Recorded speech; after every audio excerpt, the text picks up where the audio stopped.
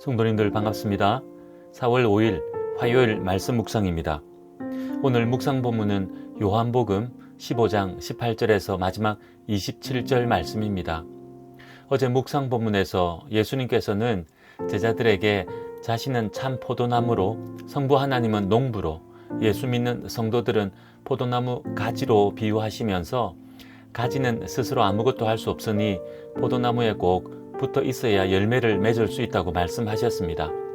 성도는 예수님께 꼭 붙어 있어야 한다는 것입니다. 예수님의 말씀을 따르고 순종해야 한다는 말씀입니다. 예수님께 꼭 붙어 있으면 열매를 맺는데 그 열매는 사랑의 열매였습니다. 예수님의 사랑이 성도들에게로 전해지고 성도들은 서로 사랑하며 세상 가운데서 그 사랑 나누고 전하여 세상 가운데 예수님의 사랑을 드러나게 하는 것입니다. 그리고 예수님의 사랑이 드러나는 곳에는 놀라운 구원의 역사가 있게 되는 것입니다. 그렇게 서로 사랑하라고 말씀하셨습니다.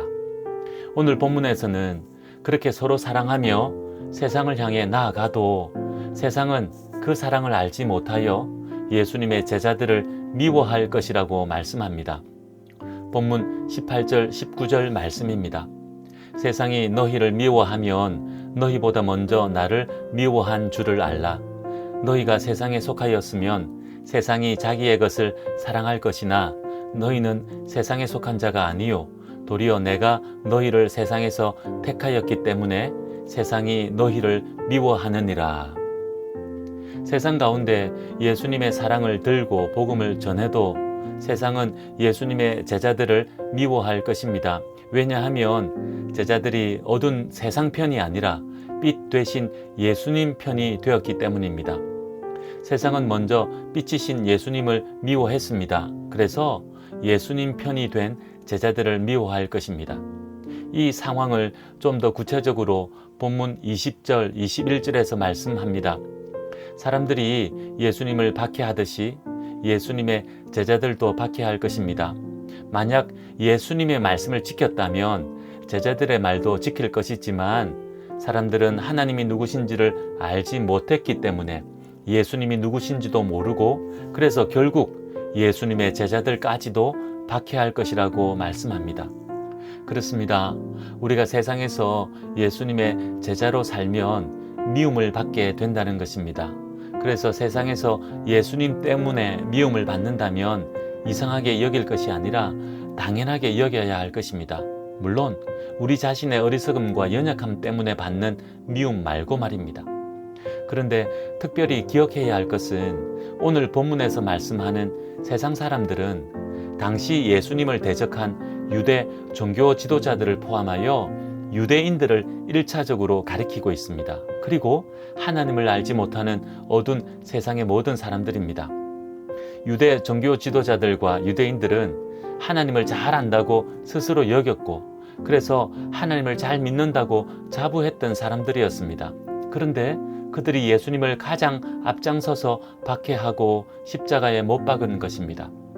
하나님의 말씀인 율법을 잘 안다고 잘 지킨다고 자부하며 살았지만 오히려 그런 자부심으로 예수님을 박해한 것입니다. 율법을 들어 예수님을 박해했습니다. 얼마나 어리석은 모습인지 두려운 마음으로 깨달아야 할 것입니다. 예수 믿고 산다는 우리 자신의 모습을 돌아보아야 할 것입니다. 먼저는 예수 믿고 사는 삶에 고난이 있다는 것입니다. 세상으로부터 당하는 미움, 박해, 억울함이 있다는 것입니다. 그러함을 이상하게 여기지 말고 믿음으로 받아들이고 끝까지 믿음 지켜야 할 것입니다. 그리고 동시에 예수 잘 믿는다 하지만 왜곡된 신앙으로 오히려 예수님을 박해하는 자리에 서 있지는 않은지 두려운 마음으로 우리 자신을 늘 돌아보아야 한다는 것입니다. 영적으로 깨어 있지 않으면 우리도 얼마든지 바리새인과 서기관의 자리에 설 수 있음을 기억하고 오늘도 겸손하게 살아가는 하루 되기 원합니다. 예수님께서 계속해서 제자들에게 말씀하십니다. 예수님을 박해하고 예수님의 제자들을 박해할 세상의 죄를 정죄하십니다. 이런 세상의 죄를 하나님이 아시기에 끝까지 믿음을 지키라는 것입니다. 본문 22절에서 25절 말씀입니다.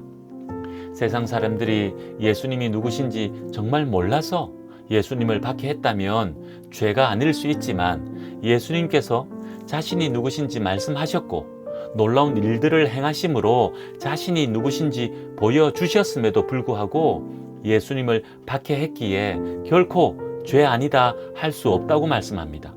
이렇게 예수님을 미워하며 박해한 것은 곧 하나님을 미워하며 대적한 것과 같다고 말씀하십니다. 그리고 이 모든 것은 예언된 말씀대로 이루어지는 것이라고 제자들에게 말씀하시며 끝까지 믿음 지키라고 격려하십니다. 이 말씀에 우리도 함께 위로받고 격려받기 원합니다.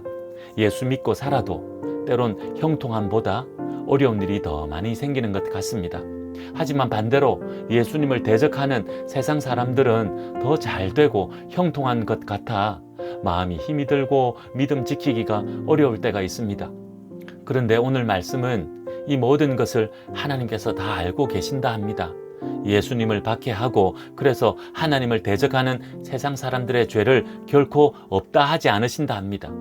그 죄로 말미암아 결국에는 하나님의 심판을 받게 될 것입니다. 하지만 끝까지 예수님 꼭 붙들고 믿음 지킨 우리들은 하나님의 은혜 안에 들어갈 것입니다. 그래서 예수님을 박해하고 하나님을 대적한 그들의 죄를 핑계할 수 없다 하고 하신 주님의 말씀이 오늘 우리에게 큰 위로와 힘이 되는 말씀이기 원합니다. 이 힘으로 오늘을 살아갑시다. 이어서 예수님께서 앞서 하신 모든 말씀이 세상 가운데 진리로 전파될 것임을 말씀합니다. 본문 26절, 27절 말씀입니다. 내가 아버지께로부터 너희에게 보낼 보혜사 곧 아버지께로부터 나오시는 진리의 성령이 오실 때에 그가 나를 증언하실 것이요 너희도 처음부터 나와 함께 있었으므로 증언하느니라.